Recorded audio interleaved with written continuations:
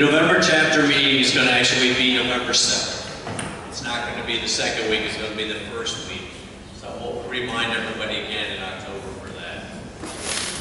The volunteer recognition picnic is going to be November 18th from noon to 3 at Brighton Town Park. If you volunteer this year to help with ADK, which we appreciate, closer, okay, closer. Then everyone is invited if you've done any volunteer work for us. And Jill is going to be looking for some people to help her to be a part of the planning committee. Sound good? Okay. So just see Jill if you can help out with that volunteer picnic. There are some positions that we did just recently fill with the board and with the chapter, but there's a few more that we're looking for. Our secretary is going to be leaving at the end of this year, so if anybody has interest in being secretary for the chapter, please see me. We're also looking for assistance with publicity, still looking for website support help, and a Genesee circulation manager. So please see me if anyone has any interest in any of those positions. No Charlie tonight, so is there anyone else from Waterways that would want to say anything about Waterways? Charlie expected to be here, but I'm not sure where he is. Okay. All right. Jack wanted me to say to everyone that there is a section of the FLT that our chapter is responsible for, and wanted to know if there's anyone here tonight who's interested in helping out on that. If you are, please see me and I'll take down your name and information. Okay. We also have in October, late October, the 26th to 28th, the event called the Adirondack Fall Outing down in the Watkins Glen area. It's a series of paddles, hikes, special events over 3 days. There's 5 to 10 events every single day.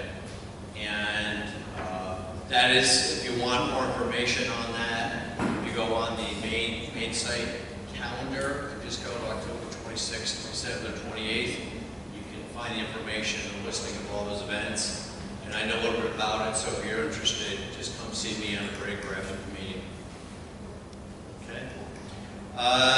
We've recently been able to find someone to help us with becoming the young member chair and also a chapter coordinator between our chapter and the Buffalo chapter.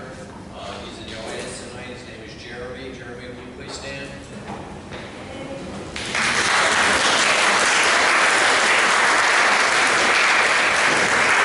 Very excited about that because Jeremy is extremely enthusiastic and has a lot of really great ideas. So I just wanted you to have the opportunity to Jeremy. Thank you. Hello, everybody. My name is Jeremy Rothel. I'm new to ADK. This is my second chapter. I've recently moved back to the area after being in other parts of the world for the past 20 years. Luke mentioned they were looking for a young member chair, so I thought I'd step up. My main interest is really to make sure that the younger members in the chapter, really everybody, but particularly those with families with young kids, are able to get the full benefit of their ADK membership.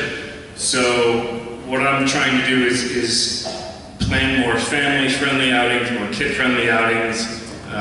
There's some people within the young member group who are keen on doing more outings, more social events. So I'm really just here to try to find people with great ideas for events and outings and to help support them to put them on. I'm also working for ADK, I guess when it rains it pours. So I'm the chapter coordinator for the Genesee Valley chapter and the Niagara Frontier chapters. So what that means is there's some initiatives that each chapters have going on that we're going to try to collaborate on. We're going to try to expand the network of organizations that we can do events with. So a good example of that, in a couple of weeks, the Niagara Frontier chapter is doing a wilderness first aid training in conjunction with the Winter Mountaineering Club group, I forget the exact name, but so they've actually got somebody else coming in to do the training, and they've been able to fill it with several ADK members. We're also looking at doing some new community and youth outreach programs, and in general just having more events in the region to encourage everybody to get out, and hopefully that's well received. If anybody has any ideas, thoughts, suggestions for any events or outings, I'm all ears. My email is ym@adk-gvc.org. And yeah, any questions, see me after the meeting. Thank you. Thank you, Jeremy. Next, we're going to turn it over to Jackson. Hello, everybody.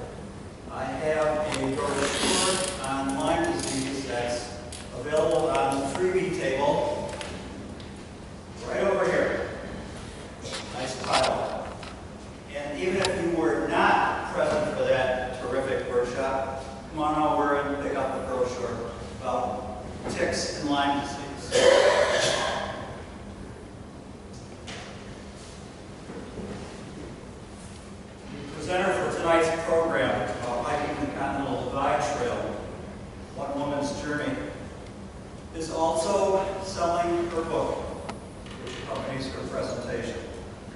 And the book's retail price is $16.95, and she is selling it tonight to you with a 30% discount for a price of $12. And she would be delighted to autograph your copy of the book. Wouldn't you, John? I would be. Yes, you would. So I'll be handling sales for her at the bookstore.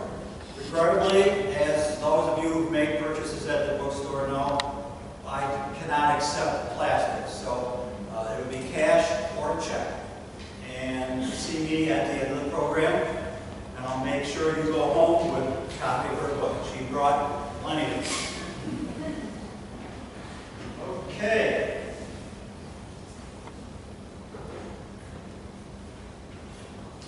Look at what I have tonight. Those of you who are regulars know that I always work out of a nice large basket, right? Very easy to dip your hand or fingers in there, remove a little piece of paper, a little wad of paper, come up with a winning name. Look at this. Okay, let's get to this. It's time.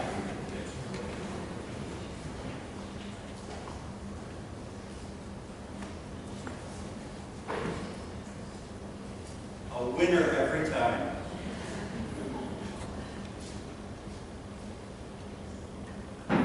Yeah. I don't have any trouble with Joanne. Wow. Maybe Duncan? And then there's something written on the line below that's hyphenated. How many Joanne's do we have here?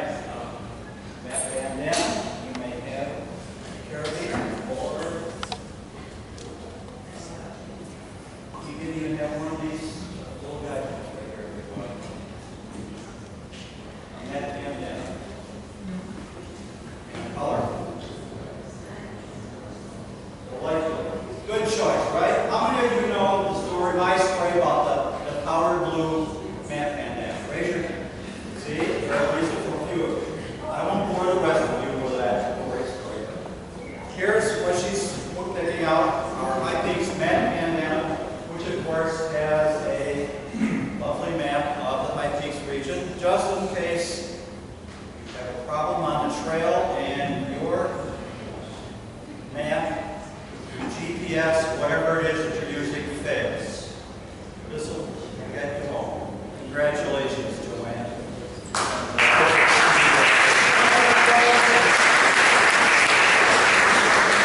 Thank you, Jackson. Jill Nichols is going to talk. Yes. I just wanted to emphasize the remark that you made when you were talking about the volunteer picnic. You know, we certainly encourage you to participate in that volunteer picnic, but we're really looking for people who do any amount of volunteering, even if you help with only one project or activity for our Genesee Valley chapter. And this doesn't have to be long-range, enduring type of activity. Just please come out and let us celebrate how you have helped Genesee Valley chapter. Okay, thank you. I believe that event is also on our website, so if you forget the date, then just go on our website and look for the calendar events for the November dates. Okay, Jill is going to talk to you about the programs for tonight and for next month. A quick announcement about our October program. Next month there will also be a book for sale because we have another author coming to speak to us, and our author next month is J.R. Harris. He is an independent consultant in New York City, and he's coming from there. He is an adventurer, and his book is called Way Out There, and that's where he is right now, way out there, and all of his adventures are way out there, where most of us have never been and never plan to go. He adventures alone and unsupported, and has gone some unbelievable places. He has great humor in his book. It's a very fun read. And he will be here next month to talk to us. We are sharing, he would also love to speak to youth of color if they happen to be informed about our meeting. And so I have flyers about him that if you know of some place that might be pertinent to post one of these flyers, please take one. This information is on our website and you can spread it however far you can. All right, thank you. Tonight, I would like to introduce you to our speaker. She's had a chore getting here, so she's been a very good sport. She's coming from the Albany area where she lives and had a flat tire on the thruway, and so had to be towed off of the thruway, get a new tire, and so she's arrived just very short time ago. Anyway, Jennifer lives in the Albany area with her wife and 2 kids. She's a computer consultant and does computer software programming all over the world, but she works from home. And she has taken this adventure to hike the Continental Divide, and that's what she's going to talk to you about tonight. Please welcome Jennifer Hanson.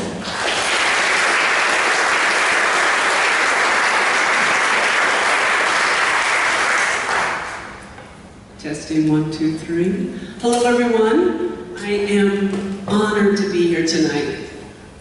During the time when I was working on writing this book and getting it published and developing this presentation, ideally I wanted to share this story with other hikers. And so it's just really an honor, and I'm so thankful that you invited me to be here today. Now I'm going to assume that most of you are hikers. Just a quick show of hands, how many of you have backpacked? Wow, this is great. This is great. And how many of you have done a long hike, like let's say over a month? Nice, very nice. Anybody do the through hike of the Continental Divide Trail? All right, well let's get started. So this is the Continental Divide Trail. It became a national scenic trail in 1978. As you can see on the bottom, I hiked it in 1997, 21 years ago. I was about 10. And the trail has not, the mountains certainly have not changed much. The trail has changed quite a bit in that time period. When I hiked the trail, it was still relatively young. It was only 19 years old. There was very little tread that was actually developed yet. In in the 6 months we were on the hike, we probably saw about a dozen trail markers. At this point, they say they have 86% of it with markers, and I don't know how much tread, but markers, so that's really good. It's been, the waypoints have been established every 100 feet or something, so it's much more established than it was when I did the hike almost a little bit more than 20 years ago. So let's get started. Yay. This is my ex-husband, Greg. He and I did this trail together, and it took us about 15 months to get ready for it.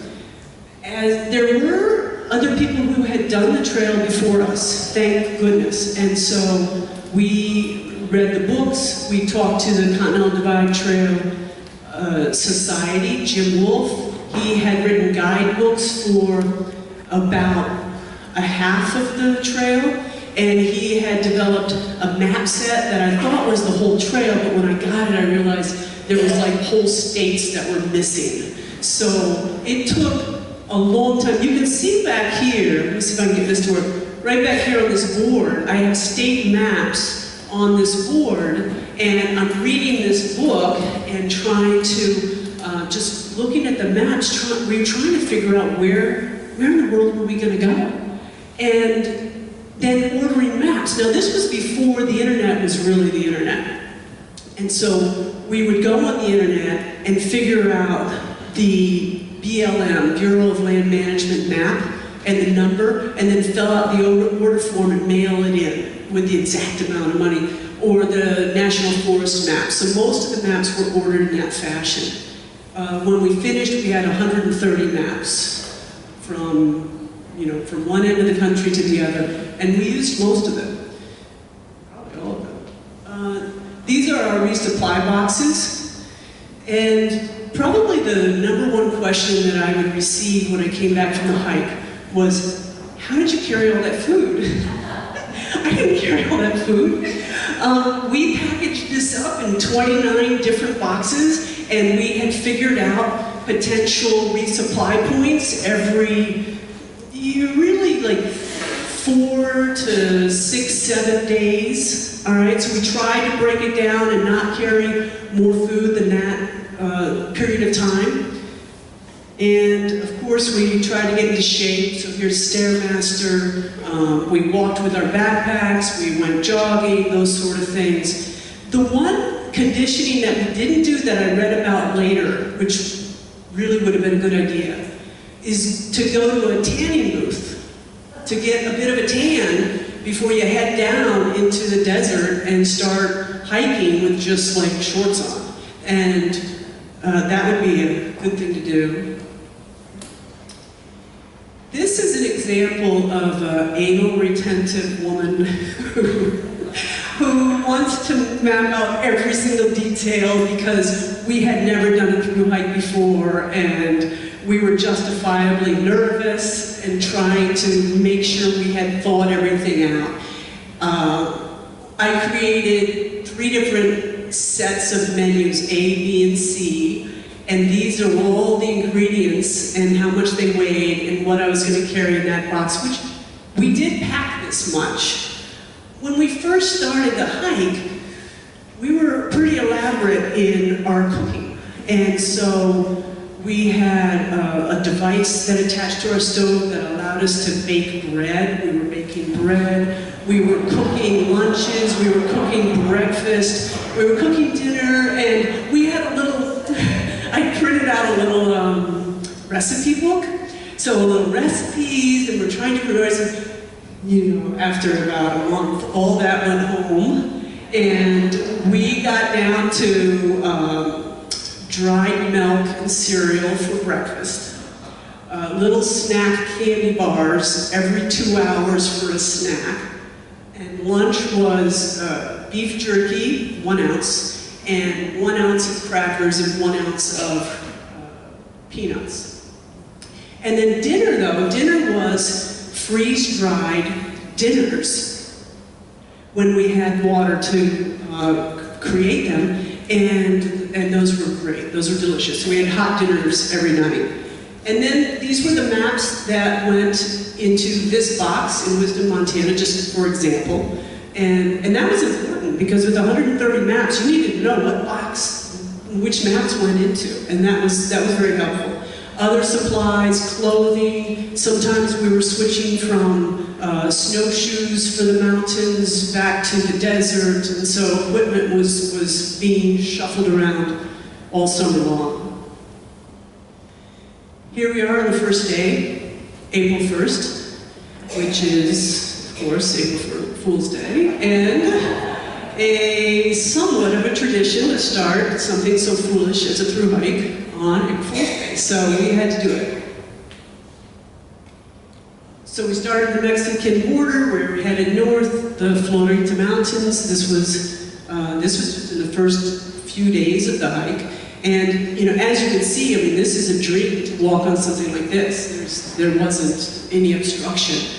And we were just, what we would do is we would look at the map and find our next water source. And in this case, usually a windmill. And then we would do azimuth and how far, and we had a GPS, we had map and compass, and we knew how to use them, and we would head off. And this is all BLM, Bureau of Land Management, land that is leased out to ranchers, but you don't see, it's huge. I mean, look, it's huge. There's no fences out there. There's no houses. There's no people. We didn't come across anybody. And we would hike for days on somebody's leased property. We would see their cows, and we drink their water. Speaking of which, so here's this is a great example, and this windmill. So this is how they would provide water for their cow. And in this case, this is a stock tank, and at the end of this pipe is a big windmill. So we drank really any water we could find. The windmill water was the best because it was usually pretty clean. We still filtered it, and we used a pump. We also had iodine tablets, but we weren't picky. There's just not much water out there, out west. So there were certainly times when we would drink water from a mud puddle. One time we hiked like 12 miles to this spring on the map, and there was no water there. And we dug down because it was damp. You could tell it was a low point. We dug and dug and dug, and finally got water. And so we had our little coffee cups, you know, like down there, and then we would fill and then filter. And I mean, it took hours, but it's pretty dry out there. So here's some early obstacles. I'll talk about the blisters, and I'm sure it's probably been a lot of blister experience in this room. We had blisters. We did have new boots. I mean, we tried to break them in, but you know, we were just so busy getting ready for the hike. You just don't ever get as much prep as you would like. So we had blisters for about, really bad blisters for about the first 5 weeks. And every night we would pop each other's blisters with a needle that we had put a flame on, you know, a little match, and pop them and squeeze all the pus out and put antibiotic cream on and then put Band-Aids on, and that worked. We didn't get infections. Blisters are probably one of the biggest causes of people not being able to continue on their thru hike. And so we were glad not to have an infection, and after about 5 weeks they dried up significantly. By the end of the hike, I mean, we didn't even use those liner socks or anything. We just put one pair of socks on and took off, and there was just nothing that could hurt your feet by then. So this is a barbed wire fence. I don't know how well you can see that, and we learned how to climb those because you didn't see any gates. You know, that would be too easy. There's like no gates. There's just, you're just walking along and then boom, there's barbed wire. And so you've got to get over it. And, you know, at first, we were very careful. We'd take off our backpacks and we'd take, you know, we would hand things over to one another. And I mean, this is all Gore-Tex and really expensive stuff, and we don't want to rip it all up with this barbed wire. But after a while, we got pretty good at it, and we found a way to just kind of lump, lump, lump, jump over and leave everything on and keep going. So this is the Gila River in the Gila River National Forest in the southern part of New Mexico. And as you can see, this is a canyon. And this canyon was on both sides. And they're really, the Gila River went like this through the canyon, and there wasn't much choice other than to go through the river. Now this is where the trail went, but the trail is for pack horses and mules, and they don't mind going through this river 23 times in an afternoon as much as we minded. It was snowing that morning, all right? It was snowing that morning, and there I am with shorts on, and I chose to leave my boots on and hike through. My husband chose to take his boots off and walk through with his flip-flops, and either way, when we got to the other side, we both spent the time to change our footwear. So it was a long day. Town stops, as I said, would stop usually every 5 to 7 days. This was before cell phones, and so we spent a lot of time on pay phones, calling home, letting people know what, you know, where we were at, what was going on. This is at the post office, and so we would go to the post office and get our package, which would have our food and our maps and traveler's checks for the next section. As the hike progressed, there would be times we would take the equipment that we're using now and mail it forward. So we're out of snow, we're going to mail our snowshoes forward because we're going to need them again later.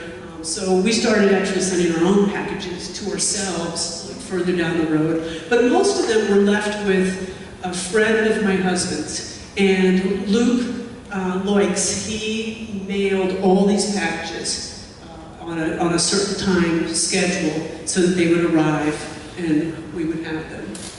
So we'd pick up supplies. We would usually stay in a hotel, unless we had a friend or family in the area. We stayed in hotels or motels. And then we would take showers, we would eat and eat and eat and eat.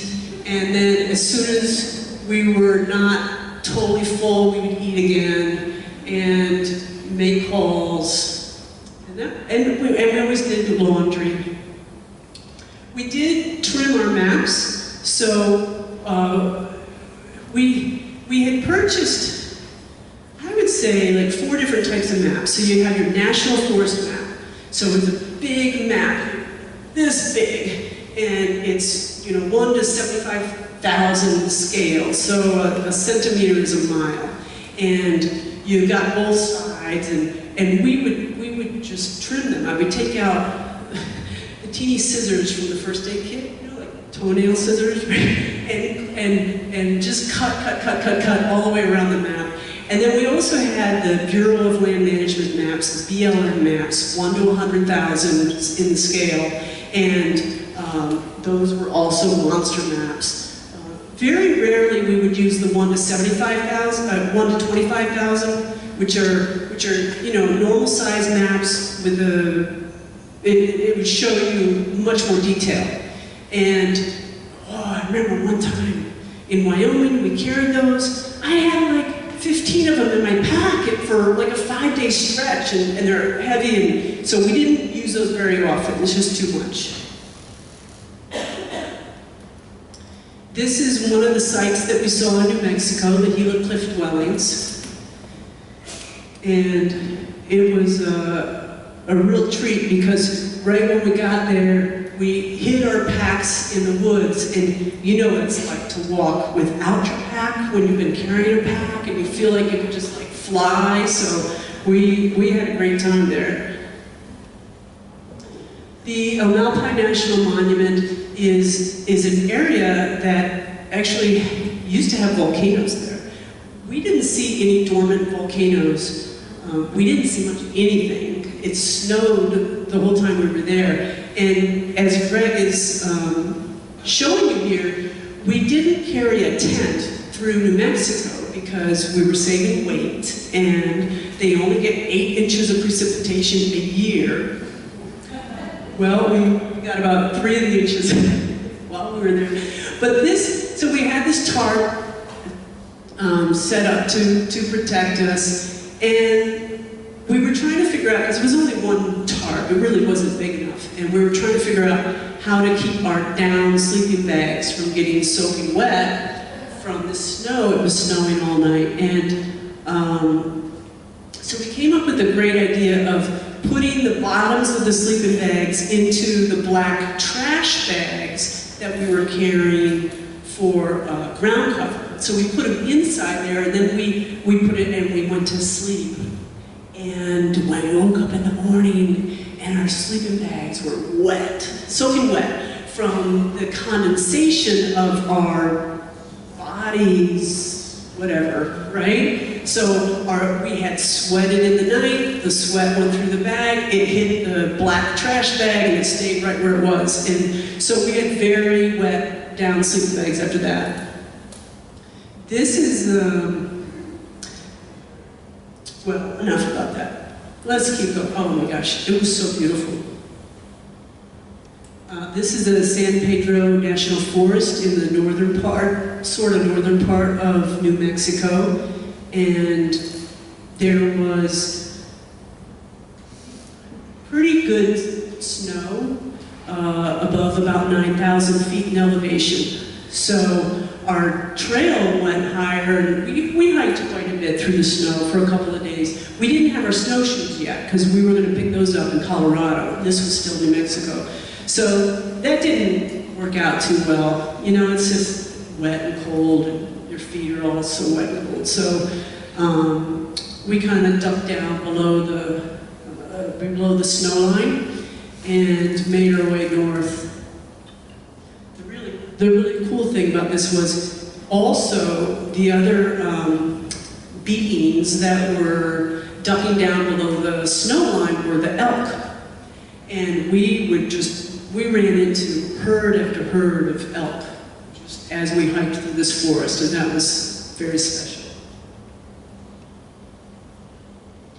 Well, when we got to Colorado, so we were hiking through New Mexico. When we got to Colorado, there was lots of snow, and we had been warned, don't try to hike through Colorado. It's going to be too early, you're going to have too much snow, you're going to have avalanches. And so we said, okay, we won't do that. So what we did instead was we went up to Wyoming, right at the bottom of the Wind River Range, South Pass, and headed south, going through the desert to give the snow time to melt.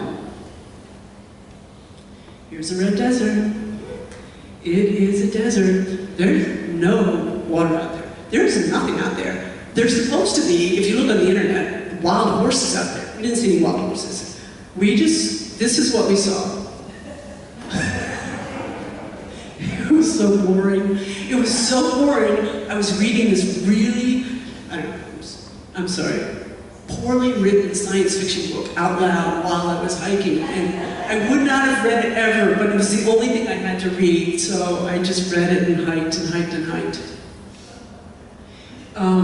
There was a woman who did this trail a year or two before we did. And what she did to get through this desert was flag down oil trucks. So there's oil tankers out there, and there's many of these big, massive trucks that are going around maintaining their oil tankers, doing whatever they do. And she would flag me down and beg for water, and I was like, whoa, I don't think I can do that. You know, like, what if nobody comes by that day? So what we did was we dropped off, we created water caches. right? However you say that. And we hid water in the bushes every 25 miles through the desert. It took us 3 days to get through. So we would hide them and then write down the coordinates from the GPS and kind of put them on the map and then leave. And we came back and we were able to find them, and they were really hot water, which is so unsatisfying. But it'll get you through the day, right? And that worked for us. This is south of Wamsutter, so this is technically out of the desert, and this is the overland stage, which I thought was really pretty cool. I mean, this trail right here, I mean, that's where wagon trains were going, I don't know, 150 years ago or something. So that was really cool, and they're still clear, so we follow them. A little further south in Muddy Creek, Wyoming, and here's Greg, and as you can see, he's got his snowshoes with us. We were carrying our snowshoes through the desert. It just, because it looked like we were going to hit snow before we got to the next town stop. Actually, we were contemplating mailing them to encampment, which was really close to the Rocky Mountains and had snow. But we thought there was a good chance we would hike there faster than the mail would deliver them, and that we might arrive before snowshoes. So we better just carry them. So we did. And I was just going to say about this Muddy Creek. I mean, look at it. I don't know if you can tell, but it's muddy. It's really muddy. We struggled a bit in southern Wyoming also, trying to find water. At one point, we were getting ready to drink some water from a very teeny creek, and it turned out to be completely alkaline. I mean, it was just like salt water, and we just spit it out and had to keep going. But this is off in the distance. This here is Bridger Peak, Wyoming. So here we're just we're going into the Rocky Mountains. We're in southern Wyoming, headed south towards Colorado, and we're headed to Bridger Peak. So, I mean, this looks fine, but very quickly we're in territory that has a 9-foot base of snow. So when we called the National Forest and asked about how are the trails marked, they said, oh, don't worry about that. You won't see any markings. They're going to be 3 feet below your feet. They're bare. They're buried in the snow. You're on your own. And so here's the compass. We would just make our own route and proceed. So we carried compasses with us, and we used them both. We used them both constantly. Probably it just seemed like every hour and a half we'd be checking where are we, the latitude and longitude, and figuring out where we're on the map and where are we headed to and what azimuth is it and how far away and that sort of thing. So here we are in Colorado. So, well, look at this. This is a road sign announcing that we are at the Colorado-Wyoming state line. So that was pretty cool. Don't we look like really happy and full of energy? We were exhausted. I don't know. But we were so tired. We'd been hiking like 12 miles with full packs, just came out of town, all this snow, snowshoes. We were so tired. We camped like 5 feet from there for the night. But my husband was great. He just was really good about taking pictures and posing pictures and things. We sent our film, because this was before digital, we would send the film home to my parents, and my parents would go out and get double copies made, and they would keep one for us there, and they would mail one back to us so we could, this was my dad's plan, right? So we could evaluate the quality of our photographs and improve upon them as we progressed, which was fine. But what we ended up doing was mailing them to different friends that we were mailing to, and that was just really fun. So this is Greg and I passing over Bowen Pass, and this is just what it was like. I mean, let me tell you what happened here. So you know you cannot make good progress backpacking with snowshoes in these kind of conditions. So instead of doing, previous to this, we might be doing 17, 18 miles a day. We hit snow like this, we're down like 12 miles a day. All right, so it's killing us in terms of our time. You can't carry as much food. I mean, you have to carry more food because it's taking you more days to get through. So it just kind of snowballs. So what we ended up doing was we would kind of map out our route. We would go over a big pass, like let's say this Bowen Pass, and it would take a good chunk of the day to get over this pass. And then get over on the other side and get down below the snow, take off the snowshoes and walk on the Jeep road or the trail or paved road, whatever you had for a day. And then when you had to, go back over another pass. So in that way, we were able to make a reasonable amount of time and distance in a day and not, get into real trouble there. This is in Rocky Mountain National Park. And there's Greg. And this was the trail. And I believe there had been a bridge here and it got washed out. So river crossings was something we were very nervous about and probably needed to be nervous about. We were very careful about. So we did not attempt to cross here. We turned back around and we found another place to go across, someplace that was safer. I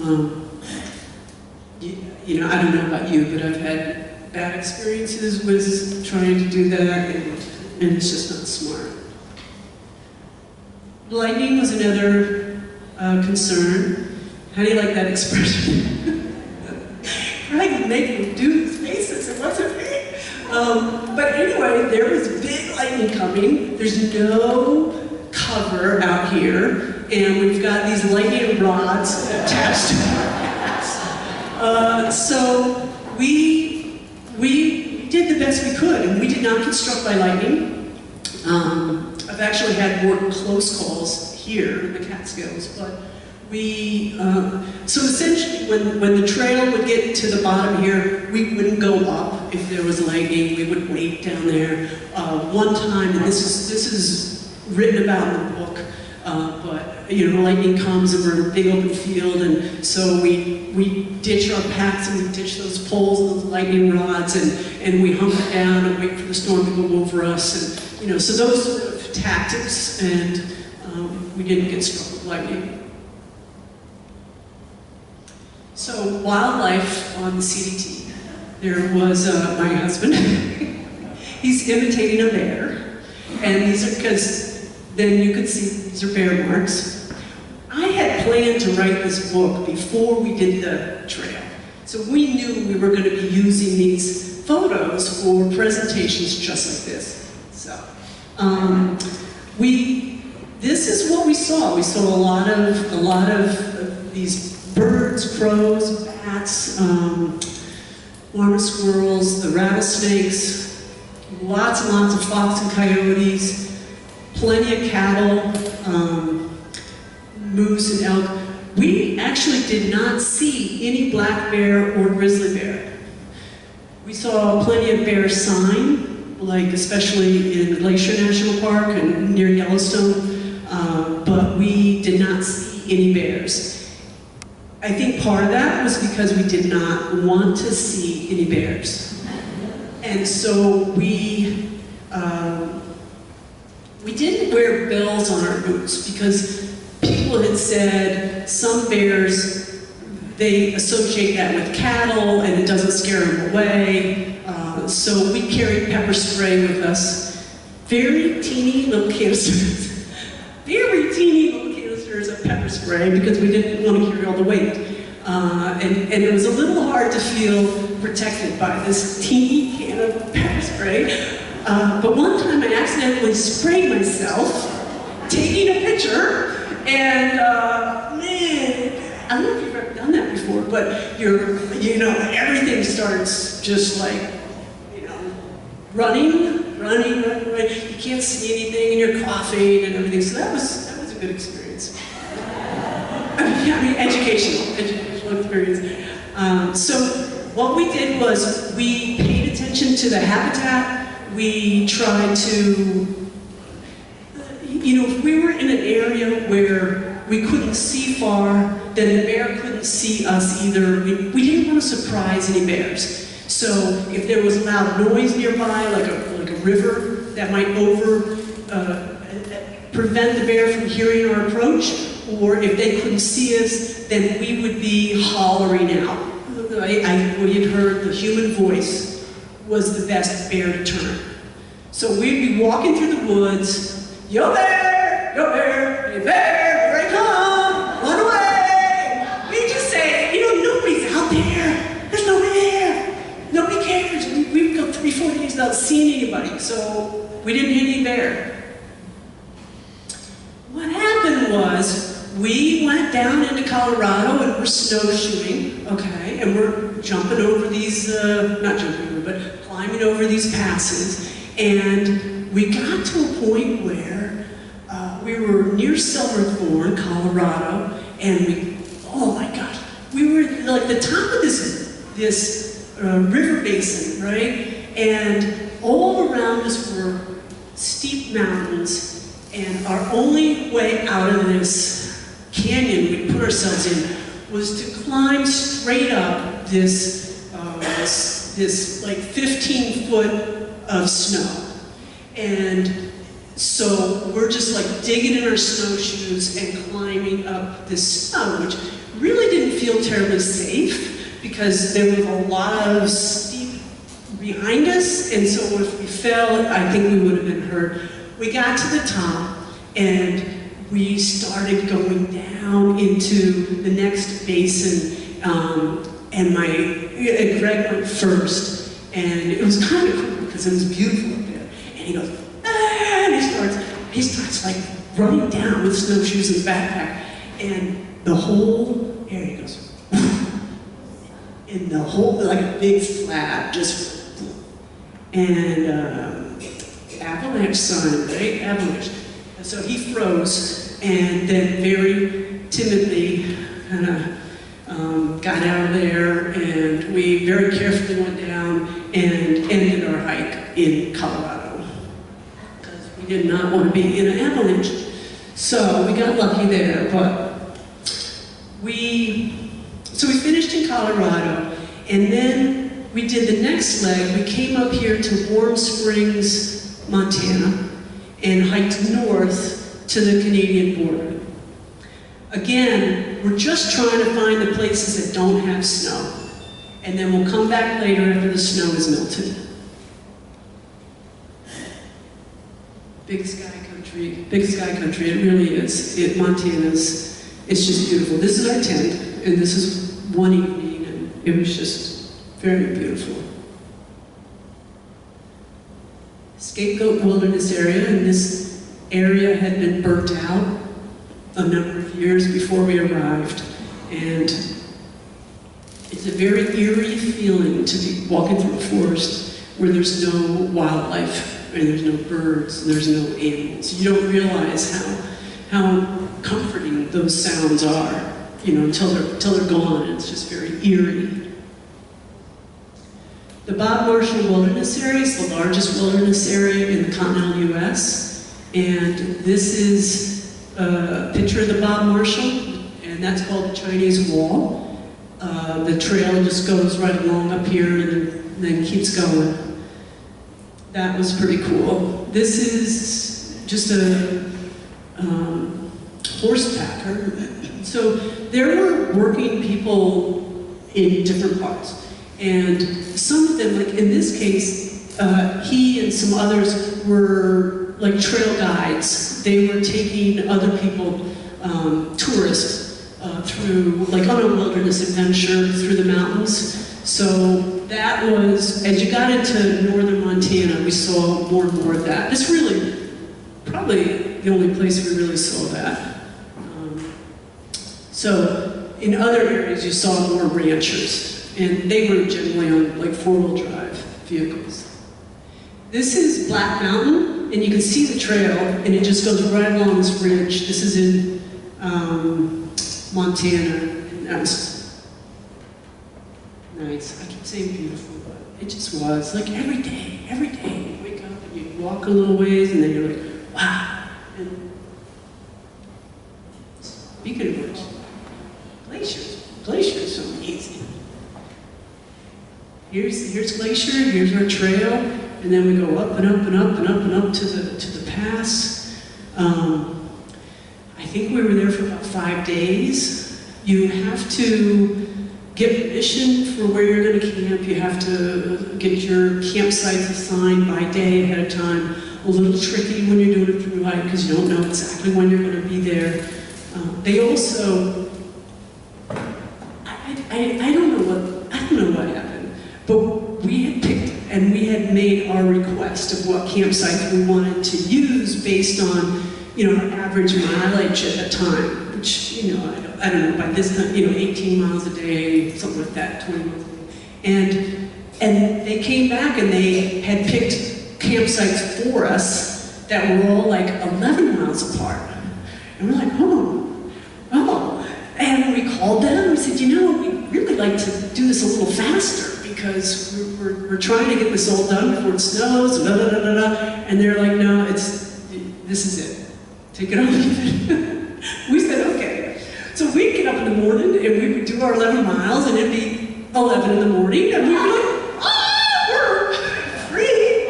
And my husband brought his little portable fishing rod and he'd fish and we'd have fresh fish for dinner and we had like this mini vacation hiking through Glacier. It was nice. Here's some photographs of Glacier. Some of the last bit of snow that was left, and more sights from Glacier. A lot of warnings about animals, grizzly bear, mountain lions. We fortunately did not have any trouble with, any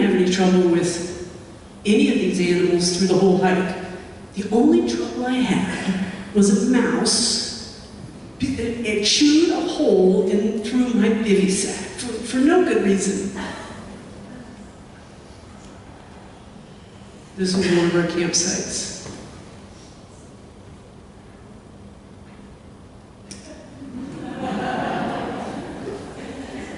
Yeah, and this was it was over a very deep ravine. And we reached Canada. Now, because we've been flip-flopping, we weren't done yet. This was 1,300 miles. We still had 1,000 miles to go back and do. So we caught a ride with a tour bus. And it was a tour bus, a big red tour bus that had no roof on it. And we sat there and ate snacks and drove past what we had just hiked for 5 days. Then somehow we got back here to Warm Springs. I don't remember. I think we hitchhiked or caught a bus or something. But got back here to Warm Springs, and now we're going to do our 4th of 5 legs, and we're going to hike south through the Centennial Mountains and the Wind River Range. And as you can see, this is August, so this is the month of August. Anaconda Pintlar Wilderness Area it's not real well known, but it's a wonderful wilderness area. Not a lot of people there. Probably a lot of hunters and fishermen in certain seasons, but we didn't come across anyone. So my husband, Greg, he had Morton's neuroma, and that's where the nerve jacket in his foot was inflamed. You can imagine it's very painful. And it became worse and worse and worse as the hike progressed. And so he was getting cortisone shots periodically, but with all the use of the snowshoe, which is right on the ball of the foot, I mean, it just wasn't working out. And a couple of days into the Anaconda Pintlar, he decided he could not continue. So we made arrangements. He went back to New York. And we had known that this was a possibility. Even before we started, we knew about this condition.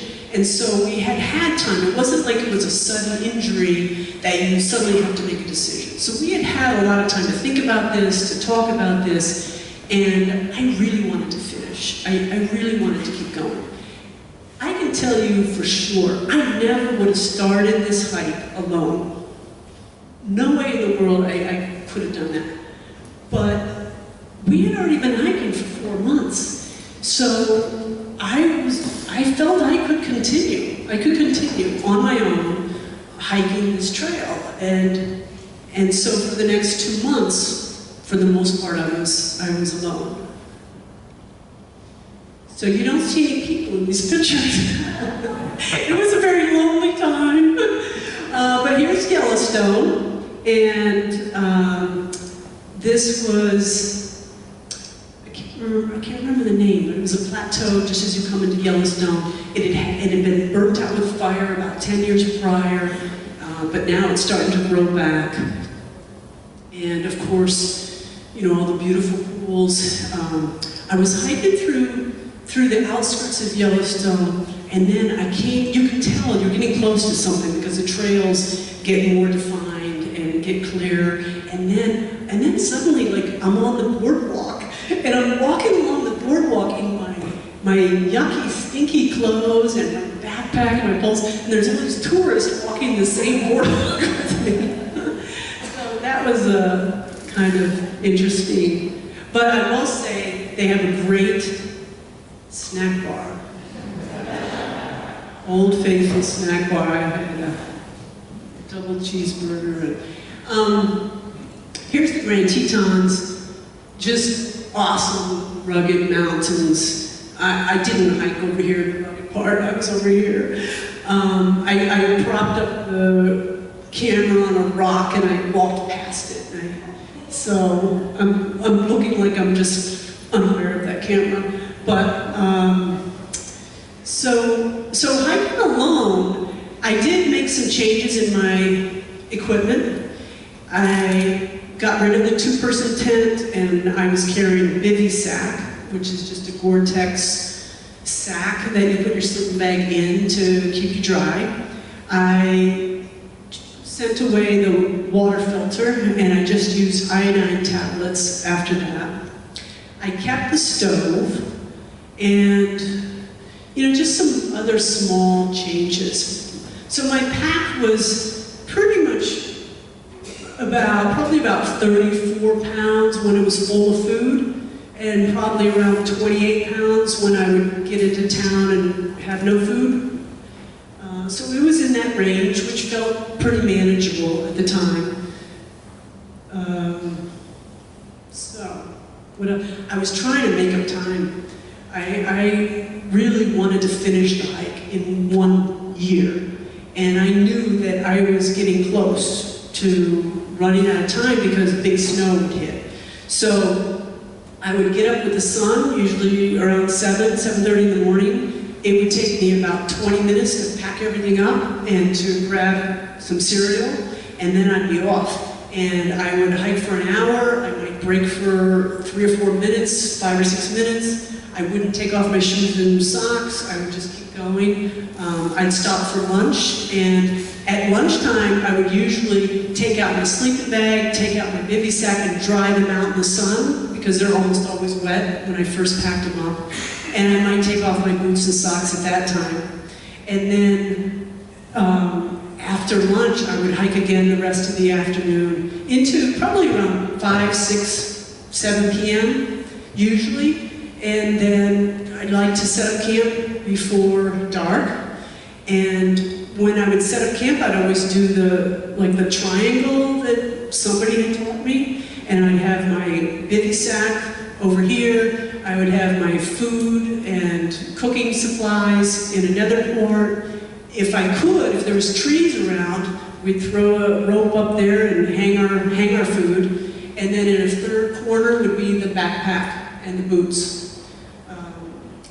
And that bivy sack, just laying up there, and there's moose walking around, and you kind of have to psych yourself up to feel safe enough to fall asleep. So sometimes I would kind of like imagine a white light around me, and I'd kind of make believe like none of the animals can even smell me through this white light. And, you know, whatever it takes to be able to go to sleep. This is the Wind River Range, which was just so cool, just so cool. And, you know, going over all these passes and climbing through there. I did see other people in the Wind River Range. I saw a couple. And so that was nice. I saw two people. And I saw these two men. They are photographers, llama packers. And so that was very exciting to see them. We chatted for a little while. And, I think they gave me a candy bar. You know, sorry. So, but talking to them, you know, this is the place. Do you remember? I don't know if, I mean, there was the movie about the gentleman who trapped his arm and cut it off. But that I'm not thinking about. There was another gentleman, this same place, not far from here, who got into trouble. He was out backpacking by himself. A rock slid, it trapped him, and he couldn't get away, and he ended up dying. And so, luckily I didn't read that book before I did the hike. There was a lot of things I'm glad I didn't read before the hike. Okay, so now I have finished that, and I caught a 12-hour bus ride from there to Denver. My sister lived in Denver, and she gave me a ride back to Silverthorne, which was where we had gotten off the trail earlier. So the very final stretch is through the Colorado Rocky Mountains. And September 11th, wow, that was yesterday. So this is the last 3 weeks of September and the first week of October. And I am hiking like as fast as I can. There's days I'm doing like, my max was 31 miles. I did that like 3 different times. There was like a 12-day stretch here where I figured out later I had averaged for 12 consecutive days, 23 miles a day for 12 days in a row. And so it was, you know, I was really hustling. But you're also like really in shape by then. The only thing that was a real surprise was your body, my body anyway, adapted to how much water I had. And I was able to go miles and miles and miles with relatively little water. You know, I mean, I had like a little water bottle and I would go like 12 miles. And so that was surprising to me. I didn't expect that. The Continental Divide Trail coincides with the Colorado Trail for a good section of Colorado. The Colorado Trail was built, I believe, for cross-country skiers. And so it tries to just kind of follow a contour through the mountains rather than the Appalachian Trail, which, like, you know, just goes up to the peak and down and up and down. So the Colorado Trail is a really very nice trail, especially in the Colorado Rockies where you just don't want to get hit by lightning. I saw another thru hiker, Aaron Schaefer. So I've been on the trail for over 5 months, and he's the first that I met. The year that I hiked, there was, I think, 7 or 8 of us that started out and 4 that finished. And so Aaron and I were 2 of the ones that finished. This is a friend of mine, Anita. She and I had been ridge runners for the Appalachian Mountain Club here in New England previously. And so I had asked her to come on out. Do you want to come out and hike with me? Because I just knew as it gets later and later in the season, you know, with snow and everything, it'd be safer if I was hiking with someone. So Anita came and flew out, and she hiked with me for about a week. This is Mount Elbert, the highest point in Colorado, 14,000 feet. That was a lot of fun, hiking up. That was a goal of mine. And we did not see very many leaves during the summer.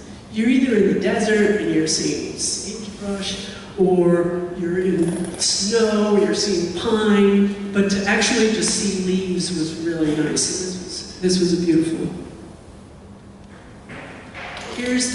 See, there's no leaves, right? All right, San Juan Mountains, and this is San Juan and the southern San Juans.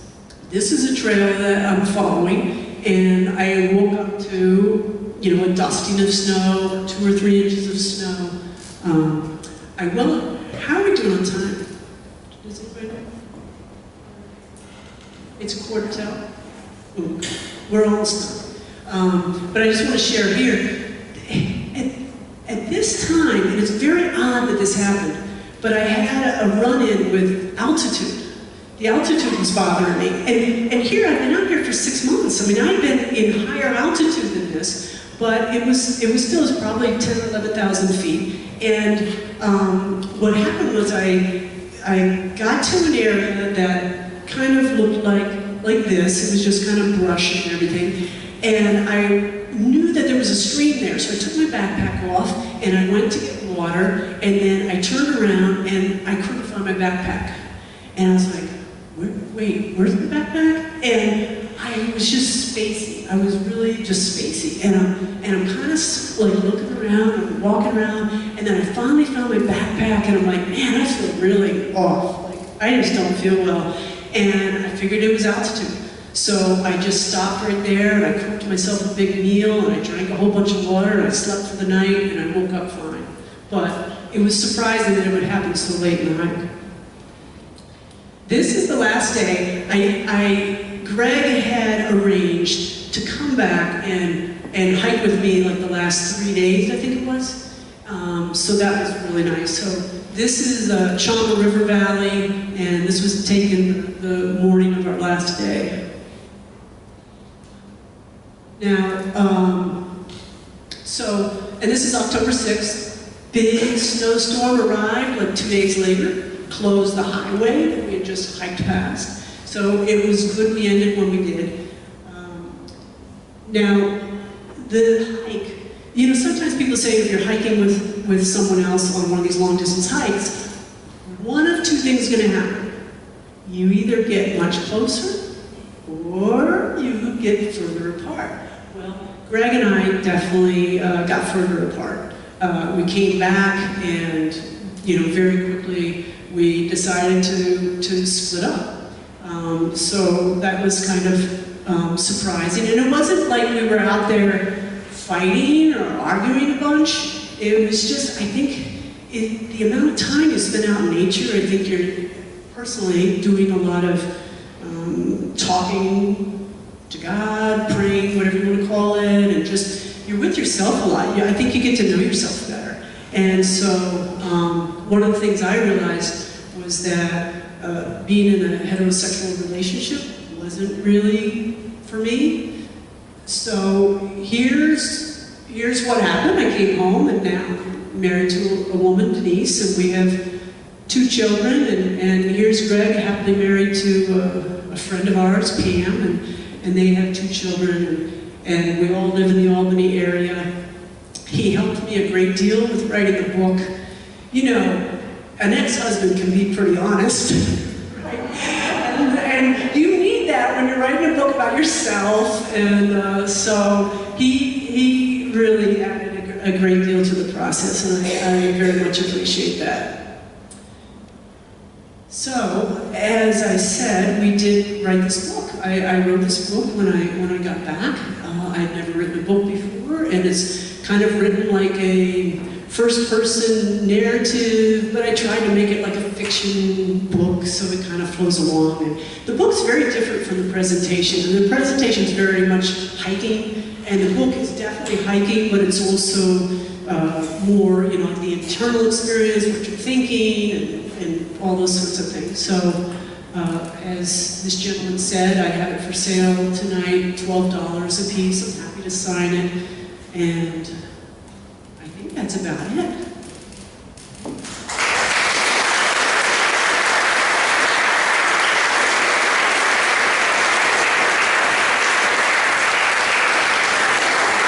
we have time for a few questions, or should we stop?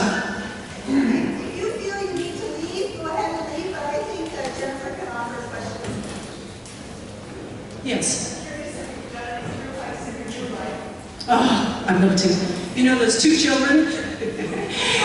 They don't want to. They do not want to through hike, so no, we hike. I took my daughter, she's 10 years old now, so I took her out to the Appalachian Trail, backpacking this summer, backpacking last summer, so hopefully as she gets a little older, she might be interested in a long distance hike. That would be great. Yes? Yes. I believe it was a whisper light, and I gotta tell you, I'm still using it today. It won't break, it just won't quit. And Greg used to tinker with it, clean it or things like that, but I never have. And I've had it 20 years, and so it's an awesome stove. Yes, sir? How much should the trip cost and how much weight would you lose?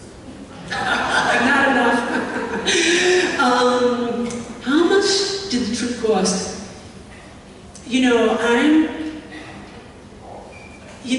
This was quite a while ago, so things were a lot less expensive.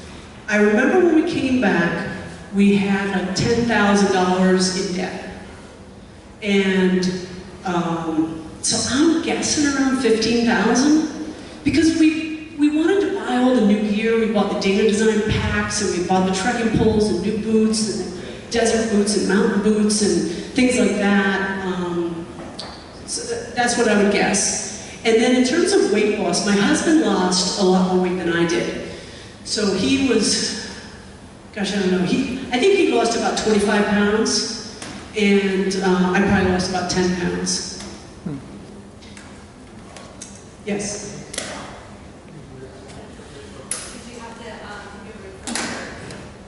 Oh, no, I got fired. I was good to go.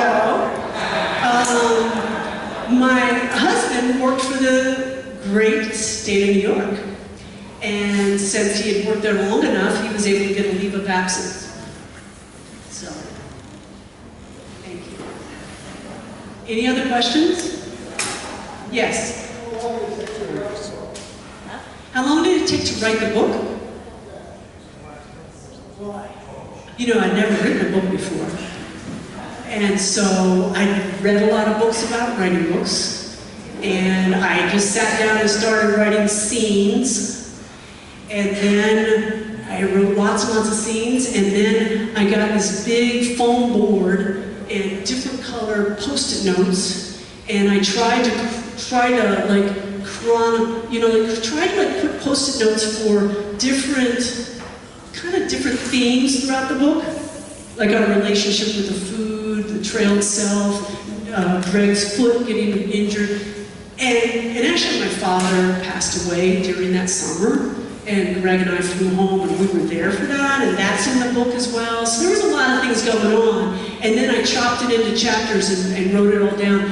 And a very kind woman, Susan McDermott, who was a professor at a local community college, she had me bring the book to her house every Sunday night, and she would sit there with a glass of red wine while I would read to her a chapter.